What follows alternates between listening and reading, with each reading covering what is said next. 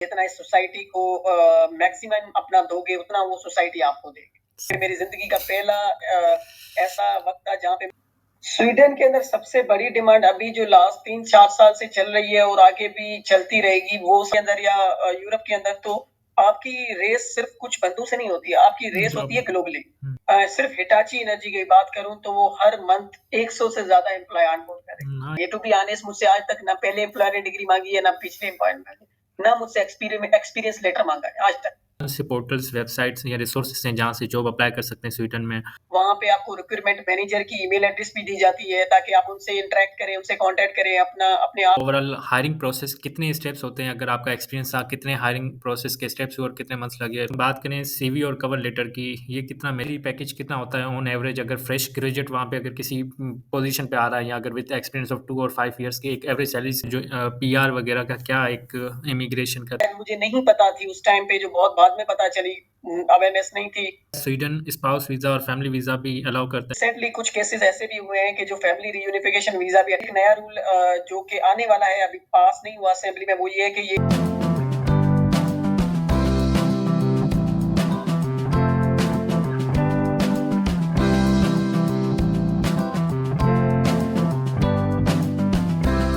Hello, welcome back to another podcast. दोस्तों, आज का पॉडकास्ट बहुत कमाल होने जा रहा है। आज हम बात करेंगे यूरोप का वो कंट्री जहाँ पे आपको जॉब अपॉर्चुनिटीज़ बहुत ज़बरदस्त मिलेंगी, सैलरीज़ भी बड़ी हाई और लाइफ स्टैंडर्ड बहुत ज़बरदस्त है। हम बात कर रहे हैं स्वीडन की और आज हमारे साथ एक स्पेशल गेस्ट है जिनका ताल्लुक पाकिस्तान के एक पसमानदा इलाके से है, थरपारकर से।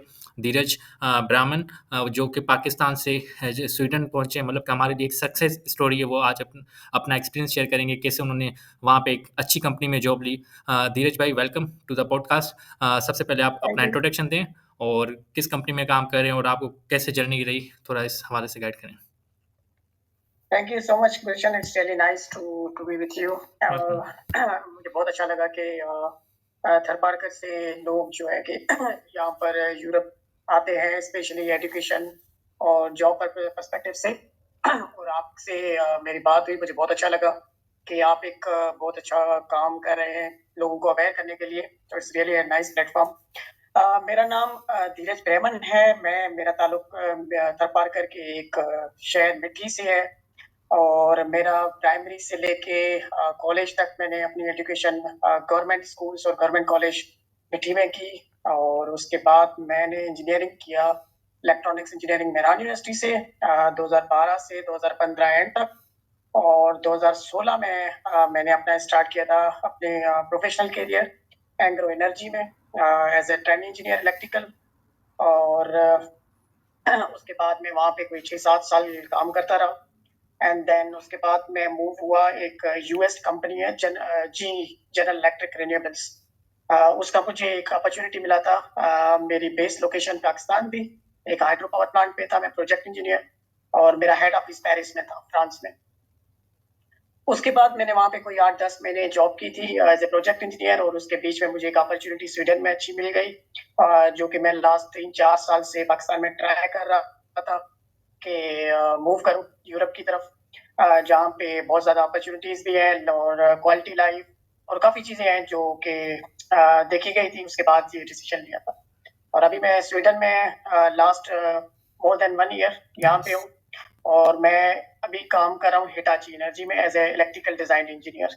नाइस, इट्स सो या inspiration for all of us कि आप एक उस इलाके से गए हैं जहाँ से लोगों को अपॉर्चुनिटीज़ कम अवेयरनेस होती है उस हवाले से।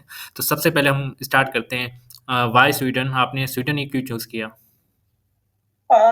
वैसे मैंने आने से पहले बहुत मतलब टाइम से मैं लगा हुआ था कि मेरे कुछ कंट्रीज मैंने सिलेक्ट किए थे कि मुझे वहाँ पे मूव करना है, जो वो स्वीडन वन ऑफ देम।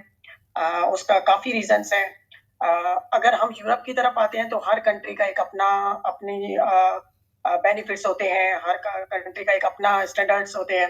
तो स्वीडन की सबसे बेस्ट चीज ये है कि Sweden north of the Europe आता है और इसे नॉर्डिक कंट्रीज में भी काउंट होता है, इसको स्कैंडिनेवियन भी कहते हैं।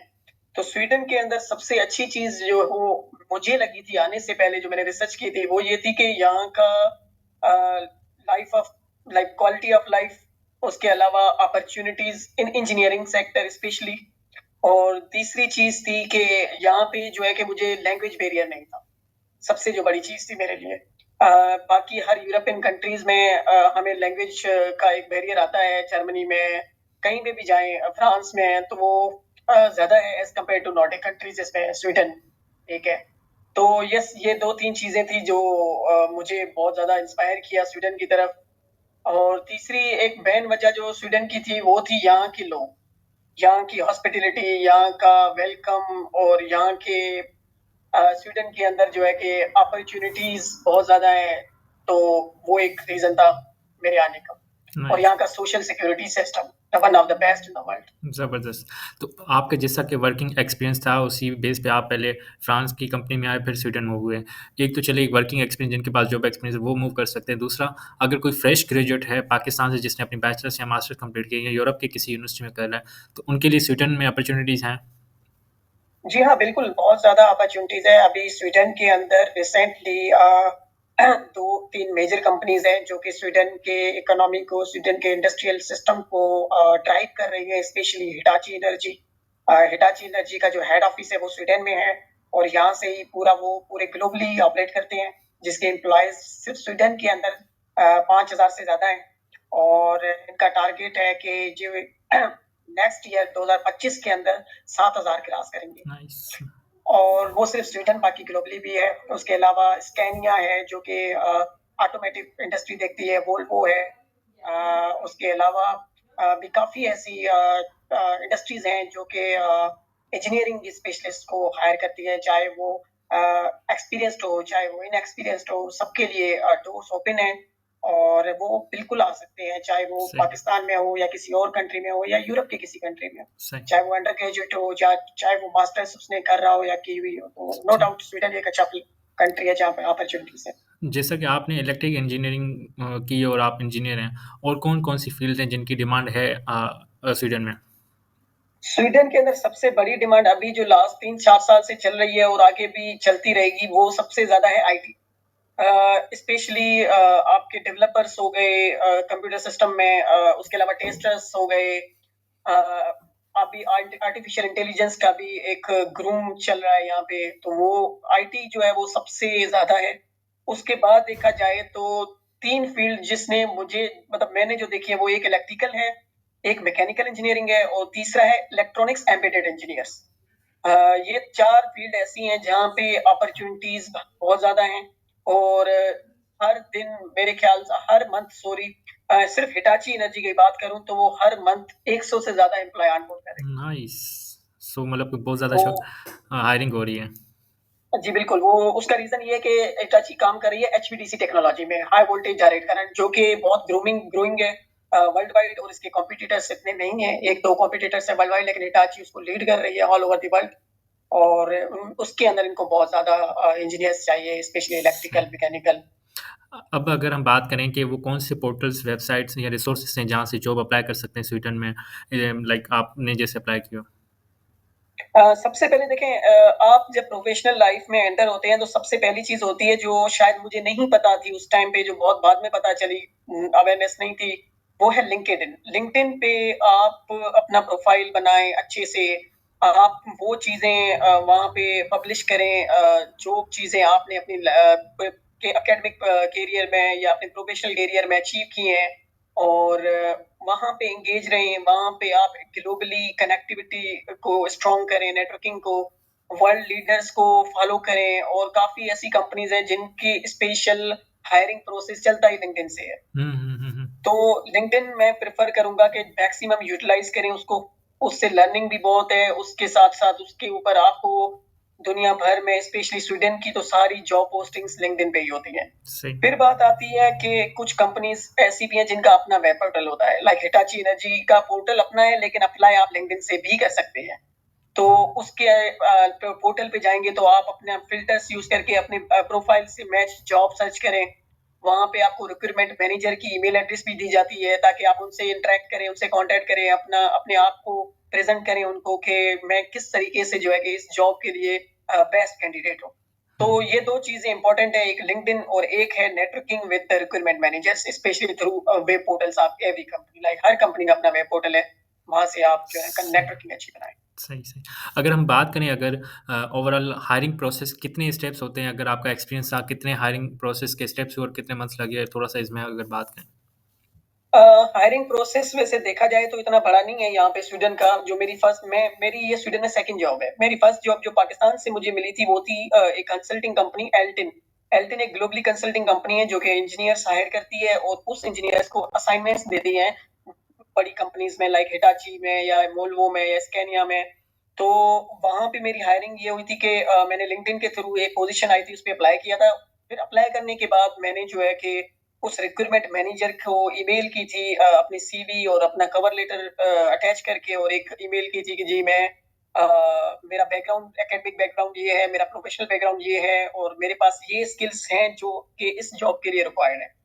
तो आई एम इंटरेस्टेड।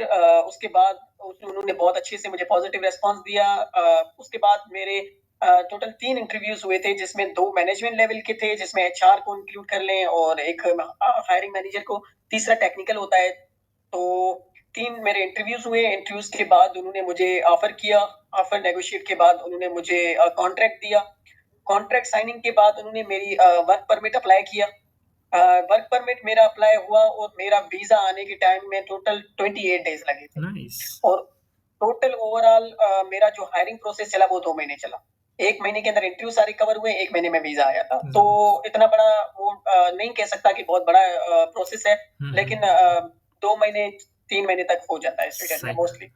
अगर हम बात करें सीवी और कवर लेटर की, ये कितना मेजर प्ले रोल करती है और कौन-कौन सी इसमें टिप्स और ट्रिक्स होंगी जो आप शेयर करना चाहें कि कैसे इम्प्रूव करें? यूजुअली ये होता है कि जो होते हैं प्रोफेशनल्स अप्लाई कर रहे होते हैं धड़ाधड़ और उन्हें पता ही नहीं होता, मतलब उनको कोई रिस्पॉन्स ही नहीं आता ना सामने से, तो इस हवाले से थोड़ा अपने इनसाइट शेयर करें। असल में सीवी को जितना मतलब ये है कि सिंपल रखेंगे वो बेस्ट है, क्योंकि जितना आप मतलब 2 पेजेस 3 पेजेस या एक्स्ट्रा डालेंगे तो वो चीज जो है ना, यहाँ पे मैंने देखी है कि उस चीज को जो है ना ये थोड़ा पीछे रखते हैं। उनका मेन टारगेट या मेन फोकस ऑफ एरिया यही होता है कि जो हमारी रिक्वायरमेंट है वो उस सीवी में अवेलेबल है कि नहीं है। और जितना आप उसको सिंप्लीफाइड करेंगे उतना अच्छा होता है। और मैक्सिमम वही चीजें लिखें जो आपके प्रोफेशनल करियर में आपने की हो, एक्स्ट्रा ना डालें। और कोशिश करें कि मैक्सिमम आप जो है ना कि टेक्निकल रहें, कि अगर आप टेक्निकल जॉब में आ रहे हैं। और कवर लेटर के अंदर भी बिल्कुल सिंपलीफाई उसे रखना होता है। उसमें बस आप अपना इंट्रोडक्शन दें, अपना एकेडमिक बैकग्राउंड बताएं, अपना एक्सपीरियंस जो है आपने जितना भी है उसको समराइज करें एक अच्छी फॉर्म में, ताकि पढ़ने वाले को एक पता चले कि हाँ ये बंदा जो है ना कि मेरी इस रिक्वायरमेंट को मीट कर रहा है। सही। तो उसके बाद ये होता है कि जब आप अप्लाई करते हैं तो आप कांटेक्ट करें उन हायरिंग मैनेजर से। वो डेफिनेटली इन चीजों को देखते हैं और उस पे उनका जरा, क्योंकि आप देखेंगे ना तो स्वीडन के अंदर या यूरोप के अंदर तो आपकी रेस सिर्फ कुछ बंदों से नहीं होती है, आपकी रेस होती है ग्लोबली। तो ग्लोबली रेस के अंदर अपने आप को प्रेजेंट करना, मतलब अपने कम्युनिकेशन स्किल्स को स्ट्रॉन्ग करने पड़ेंगे। आपको उनको प्रेजेंट अपने आप को इस तरीके से करना पड़ेगा कि वो आपसे इम्प्रेस हो, आपके स्किल से इम्प्रेस हो। तो ये बहुत चीजें इंपॉर्टेंट है। सही, ज़बरदस्त। बहुत ही ज़बरदस्त आपने अपनी इनसाइट शेयर की। अब हम बात करते हैं एक ख़ास टॉपिक पे कि सैलरी पैकेज कितना होता है ऑन एवरेज, अगर फ्रेश ग्रेजुएट वहाँ पे अगर किसी पोज़ीशन पे आ रहा है या अगर विद एक्सपीरियंस ऑफ 2 और 5 इयर्स की एक एवरेज सैलरीज़ कितनी है स्वीडन में? स्वीडन की सबसे बेस्ट थिंग जो मुझे यहाँ पे लगी है वो ये है कि ये इक्वलिटी पे बिलीव करते हैं। और यहाँ पे जो है ना अमीरी गरीबी का हिसाब नहीं है। तो यहाँ पे सैलरी का जो रेंज है ना वो समझें कि पाकिस्तानी अगर मैं बात करूं तो 1 लाख के अंदर ही सब कुछ होता है। लाइक अगर मैं एज इंजीनियर काम कर रहा हूँ तो मेरी सैलरी 80,000 होगी, तो मेरे मैनेजर की 5 लाख नहीं होगी, मेरे मैनेजर की मैक्सिमम 1 लाख होगी, उससे ऊपर नहीं हो सकती उसकी सैलरी। क्योंकि यहाँ पे आपको बेनिफिट्स, आपका चीजें, आपका रेंट, सब कुछ उसके अंदर आ जाता है। मतलब एक बेसिक ह्यूमन नीड्स जो होती हैं, उसके अलावा आपकी अच्छी क्वालिटी लाइफ गुजर सकती है उस रेंज में। तो वैसे देखा जाए तो फ्रेश ग्रेजुएट का भी यहाँ पे क्योंकि स्वीडन का यूरो नहीं है, यहाँ का क्रोना है, तो मैं बात करूंगा तो यहाँ पे 38,000 से 40,000 तक फ्रेश ग्रेजुएट को ये रखते हैं। और जो एक्सपीरियंस्ड होते हैं उसको फिर 41,000 से लेके 43,000 तक, 44,000 तक जाते हैं। और अगर मैनेजरियल टाइप की पोजीशन है या टीम लीड पोजीशन है जो कि max more than 10 years of experience जिसमें रिक्वायर्ड होता है, उसकी सैलरी फिर 45 से 50 के बीच में है। तो वो इतना गैप नहीं आता कि आप डिमोटिवेट हो जाएंगे, यार मेरी सैलरी इतनी कम है उसकी ज्यादा है। तो ये फ्रेश ग्रेजुएट वाला सीनियर हो या मोस्ट सीनियर हो तो वो एक रेंज में रहते हैं। तो सही। ये सबसे बड़ी अच्छी चीज है यहाँ पे। ज़बरदस्त। अगर अब हम बात करें कि जॉब के साथ आपको जो पीआर वगैरह का क्या एक इमिग्रेशन का थोड़ा-सा इस हवाले से गाइड करें? अच्छा, इसमें ये होता है कि अगर कोई बंदा वर्क परमिट पे आता है स्वीडन में, तो कोई स्वीडन का जो लॉ है, माइग्रेशन मार्केट इसको बोलते हैं, इनके इमिग्रेशन ऑफिस को, जो कि रूल करता है, उसमें 2 साल का पहले ये वर्क परमिट देते हैं और उस 2 साल का पूरा होने से 1 महीना पहले वो एक्सटेंशन के लिए जाता है, वो एम्प्लॉयर ही करता है आपका। फिर 4 साल का जब वर्क परमिट कंप्लीट हो जाते हैं, 2 साल के, तो फिर आप पीआर के लिए अप्लाई कर सकते हो। तो वो भी एम्प्लॉयर करता है आपके बिहाफ पे अप्लाई पीआर आपकी। जब आपको पीआर मिल जाती है देन आपके पास ऑलमोस्ट सेम बेनिफिट्स हैं जो एक सिटीजन को होते हैं। सही। और सिटीजनशिप जो है कि वो स्वीडन की टिल नाउ 5 साल पे है कि आप 1 साल पीआर का कंप्लीट करें, आपको सिटीजनशिप मिल जाएगी। और लेकिन अभी एक नया रूल जो कि आने वाला है, अभी पास नहीं हुआ असेंबली में, वो ये है कि ये सिटीजनशिप को एक्सटेंड कर रहे हैं 8 साल के ऊपर, जो कि अभी आया नहीं है, अंडर प्रोसेस है। It may take time, it may not be granted, it depends. बाकी उसके अंदर भी रह के आपको बहुत सारे रूल्स लॉ को फॉलो करना होता है कि आप किसी क्रिमिनल एक्टिविटी में ना हो, आपका लिविंग स्टैंडर्ड नॉर्मल होना चाहिए, आपकी सैलरी रिक्वायरमेंट्स जो कि एक होती है वो कंप्लीट होनी चाहिए। और उसके अलावा ये होता है कि आप जितना इस सोसाइटी को मैक्सिमम अपना दोगे, उतना वो सोसाइटी आपको देगी। सही। तो ये काफी फैक्टर्स हैं जो कि एक आपको पीआर और सिटीजनशिप तक लेके जा सकते हैं। सही। क्या स्वीडन स्पाउस वीज़ा और फैमिली वीज़ा भी अलाउ करता है? बिल्कुल। स्वीडन में जब एक लड़का या कोई भी एप्लीकेंट होता है, लड़की हो या लड़का, उसका जब वर्क परमिट जाता है, अपना एप्लीकेशन प्रोसेस होती है, तो उसके पास एम्प्लॉयर उनसे ये पूछते हैं कि अगर आपकी फैमिली है तो आप काइंडली उसके लिए भी अप्लाई करने के लिए हमें डॉक्यूमेंट्स है। तो वो अगर किसी की फैमिली है तो उसके साथ ही उसको वीजा मिल जाता है, डिपेंडेंट वीजा। और वो उतना ही वीजा होता है जितना मेन एप्लीकेंट का होता है, 2 साल। और 2 साल के बाद 4 साल, तो सेम इसी तरीके से जो है ना होता है। तो अगर बाद में लेट सपोज के एक कोई सिंगल है, जैसे मैं अपना एग्जांपल दूं तो मेरा वर्क परमिट 2 साल का है, लेकिन अब लेट सपोज कि मैं शादी करता हूं, तो मुझे खुद को अप्लाई करना पड़ेगा मेरी वाइफ के लिए। और उसमें ये है कि फिर आपके पास ना 2 ऑप्शन होते हैं। एक ऑप्शन ये होता है कि आप फैमिली रियूनिफिकेशन वीजा पे अप्लाई करेंगे, जी ये मेरी वाइफ है और मैं इनको यहाँ पे लेके आना चाहता हूँ। तो उसके सर्टेन रूल्स हैं, आपके पास इतनी सैलरी होनी चाहिए किसी और को आपके ऊपर डिपेंडेंट करने के लिए, आपके पास इतना बड़ा घर होना चाहिए, आपके पास जो है कि अपना एक मेंटेनेंस फीस जो होती है वो आपके पास इतनी होनी चाहिए। और उस वीजा का प्रोसेस यूजुअली लगता है 12 मंथ्स, 8 टू 12 मंथ्स, डिपेंड करता है एम्बेसी के ऊपर कि वो आपको कितना जल्द अपॉइंटमेंट देती है। और दूसरा है अपना कि जब मेरा work permit let suppose extension में जाएगा 2 साल बाद, उसके साथ अगर मैं अप्लाई करता हूं तो वो थोड़ा जल्दी आ जाता है। वो जब मेरा एक्सटेंड होता है उसी का साथ उसका भी वीजा आ जाएगा। लेकिन अभी रिसेंटली कुछ केसेस ऐसे भी हुए हैं कि जो फैमिली रियूनिफिकेशन वीजा भी 28 दिन के अंदर आ गई है लोगों की। सही। उसके भी कुछ फैक्टर्स हैं कि वो क्यों 28 दिन के अंदर आ गई है। उसका रीजन ये होते हैं कि जो डिपेंडेंट है उसकी क्वालिफिकेशन क्या है, उसका वर्क एक्सपीरियंस क्या है, क्या वो यहाँ पे आके स्वीडन की सोसाइटी में कुछ इनपुट दे सकता है, कंट्रीब्यूट कर सकता है। अगर ऐसे देखते हैं प्रोफेशनल्स लोग तो उनको वो ये बुलाते हैं, उनको कहते हैं कि आप मोस्ट वेलकम। तो ये चीजें फैक्टर्स जो है ना लगती हैं। सही। अगर धीरज भाई हम बात करें कि शुरुआत में आपको क्या चैलेंजेस फेस हुआ था या कोई कल्चरल शॉक अगर स्वीडन मूव होने पे? सबसे बड़ा जो चैलेंज मुझे मूव होने में हुआ था, वो सबसे बड़ा था क्लाइमेट। स्वीडन का क्लाइमेट टोटली डिफरेंट है। अगर हम कंपेयर करेंगे हमारे साउथ एशिया से, तो वो बहुत डिफरेंट है। यहाँ पे मैं जब आया था उसी दिन की अगर बात करूं तो -20 था, जो कि मेरी जिंदगी का पहला ऐसा वक्त था जहाँ पे मैं माइनस में एक जगह पे गया हुआ। तो वो मेरे लिए टफ था। लेकिन ये था कि स्वीडन के अंदर मेरे कुछ दोस्त रहते थे पहले से, तो उन्होंने मुझे बहुत अच्छे से गाइड किया था। उसके अलावा मैं यूट्यूब पे, गूगल पे और अपने मैनेजर से कांटेक्ट में था कि मैं किस तरीके से अपने आप को यहाँ पे अडॉप्ट कर सकता हूँ। तो वो सारे प्रिकॉशंस वगैरह लेना था, तो वो लिए थे। बाकी नॉर्मली था। सबसे बड़ा जो चैलेंज था वो क्लाइमेट। सही। धीरज भाई अब हम इस सेशन के एंडिंग की तरफ जाते हैं। आप कौन सी कोई ऐसी टिप्स हैं जो शेयर करना चाहें south Asian, Indian, Pakistani community के साथ जो अप्लाई करना चाहते हैं स्वीडन में, कोई मोटिवेशन, कोई टिप? श्योर। स्वीडन के अंदर या इवन की ग्लोबली भी अगर आप आजकल जाते हो तो सबसे पहली चीज होती है आपके जितने स्किल्स हैं उसको अपलिफ्ट करें। आप ग्लोबली देखें कि आपको कौन से स्किल्स रिक्वायर्ड होते हैं, उस स्किल के ऊपर आप अपने आप को लेके जाएँ, उसके अंदर आप भले आपकी जॉब में वो स्किल ना यूज़ होता हो, लेकिन आप उसको अपने फ्री टाइम के अंदर यूटिलाइज़ करें, उसको लर्न करें। लाइक बहुत सारे टूल्स ऐसे हैं जो शायद मैं अब सीखूँगा, जो कि मेरे एक्सपीरियंस 8 साल का है, मैं वो टूल नहीं यूज़ कर सका। तो मुझे ये थोड़ा भी फ़ील होता है कि ये शायद मैं पहले करता तो बहुत अच्छा था।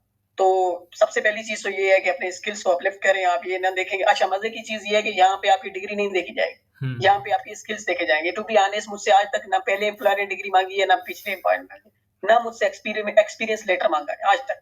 तो नाइस। उन्होंने सिर्फ इंटरव्यू में ही मुझे जज किया और इंटरव्यू बेस पे मुझे हायर किया। सही। मेरे एकेडमिक प्रोफाइल पे नहीं हायर किया मुझे। तो वो सारे आपके स्किल्स डिपेंडेंट है। यही मैं कहूँगा कि अपने आप को ग्रूम करो, तो वो आपके लिए बहुत सारे रास्ते खुलेंगे। सही।